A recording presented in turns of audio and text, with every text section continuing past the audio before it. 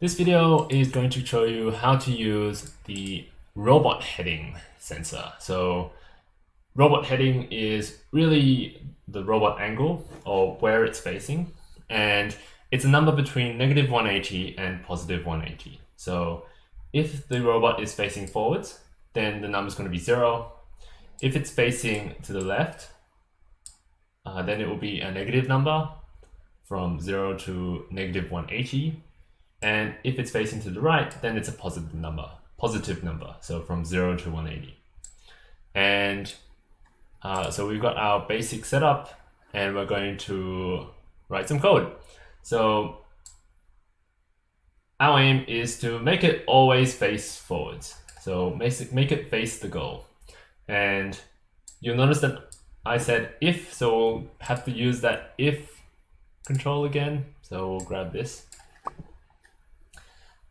To make it face forwards, we want to check if our heading is negative or if it's positive, and then rotate so that we're facing forwards. So if we're facing the left side, so we'll grab a comparison.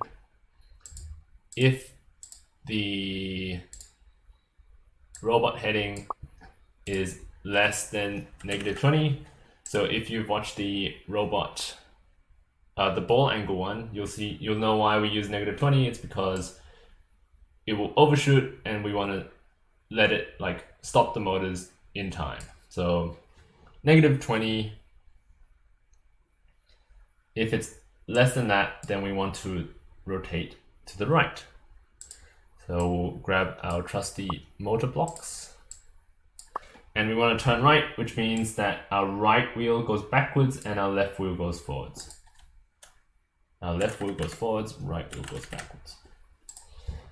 To test it out, I am clicking on the different wheels to rotate it. So note that if you grab the body, it will just move forwards. If you grab the wheels, it will rotate it. This is motor B.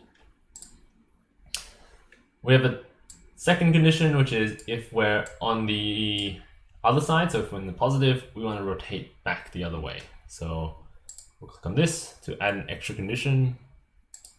We are grabbing an operator again.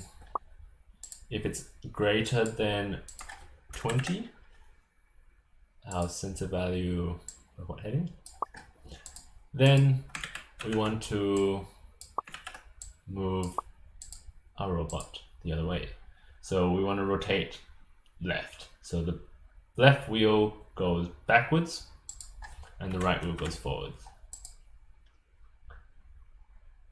Otherwise, we want to not do anything. So we can just stop moving.